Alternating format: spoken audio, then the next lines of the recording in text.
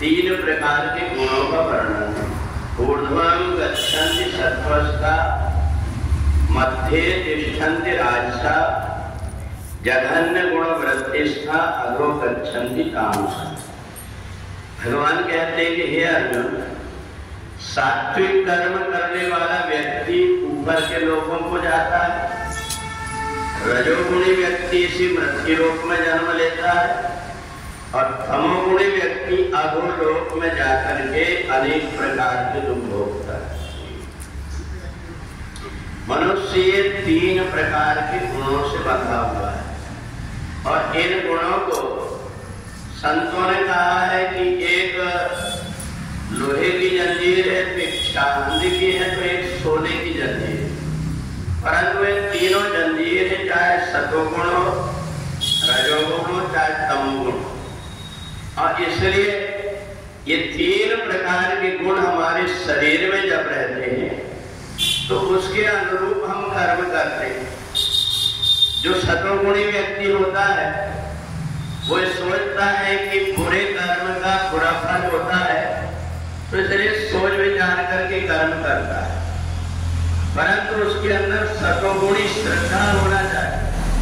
अगर उसके अंदर सतोगुणी श्रद्धा नहीं है तो वो बड़ी समझदारी से, चालाकी से प्रपंच और दिखावा करके और अपनी श्रद्धा भगवान के प्रति दिखाता है। पर परमात्मा को अंतर्यामी सब कुछ जानते हैं। वो जानते हैं कि व्यक्ति जो कुछ भी कर्म कर रहा है इसके अंदर की श्रद्धा है या ऊपर का भाव, और इसलिए वहां से व्यक्ति परमात्मा के निकट रहकर के भी परमात्मा से दूर हो जाते हैं।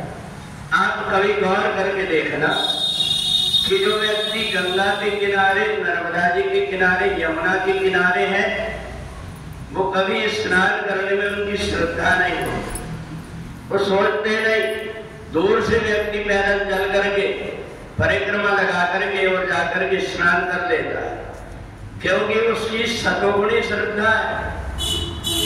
तो इसलिए जो व्यक्ति परमात्मा के जितने निकट पहुंच जाता है, अच्छी चीजों के जितने निकट पहुंच जाता है, उसके अंदर के भाव उतने ही बिगड़ते जाते हैं। एक व्यक्ति जब दो फूल लेकर के परमात्मा के लिए आता है, बड़ी श्रद्धा से, भाव से उन पुष्पों को भगवान के चरणों में अर्पण करता है, और एक व्यक्ति जो रोज वहां रह करके सेवा करता है, उन फूलों को कचरा सोच करके अपने लातों से इधर उधर बगराते रहता है।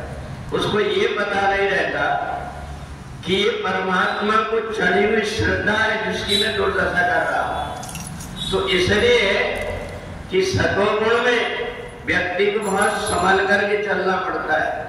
रजोगुणी जो व्यक्ति होता है उसको ये दिखता है कि मैं ये कर्म कर रहा हूं, इस कर्म से मेरे को फल क्या मिलेगा, और वो फल को ध्यान में रख करके कर्म करता है।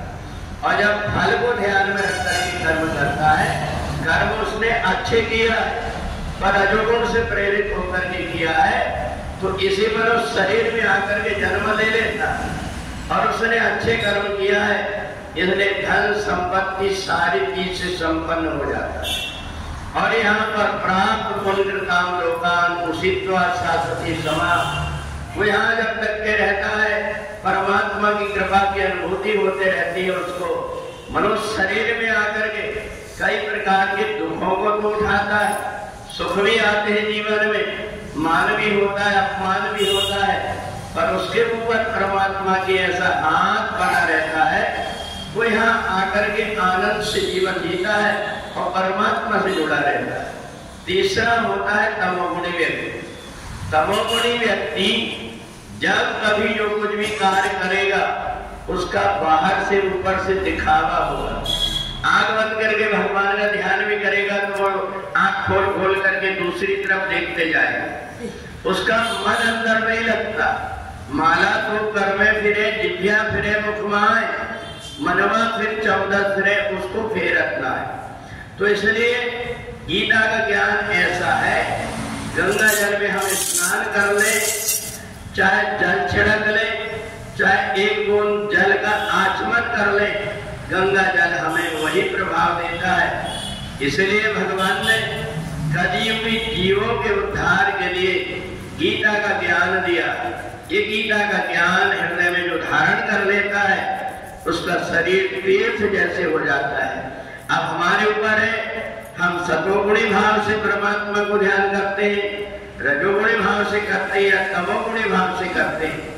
अगर परमात्मा के निकट में रह करके भी, गंगा के निकट रह करके भी अगर हमारी सतोगुणी भावना है तो भगवान के प्रति हमारी श्रद्धा बनी रहती।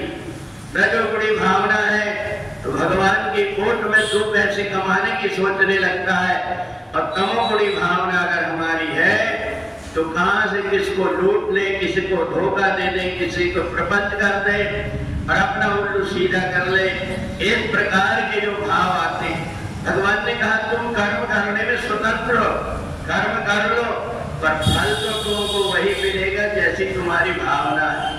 तो इसलिए हमें बड़े सोच विचार करके कर्म करना चाहिए, क्योंकि हम मनुष्य को धोखा दे सकते हैं पर ऊपर वाला जो है सब समझदार है, हमारे हृदय के भाव को समझता है। तो इसलिए ऐसे सतोगुणी श्रद्धा से जो व्यक्ति पूजन करता है, एक दिन वो आता है इन तीनों प्रकार के गुणों से भी अलग होकर के गुणातीत हो जाता है और उसके हर कर्म में फिर परमात्मा की पूजन बन जाता है। वृंदावन बिहारी लाल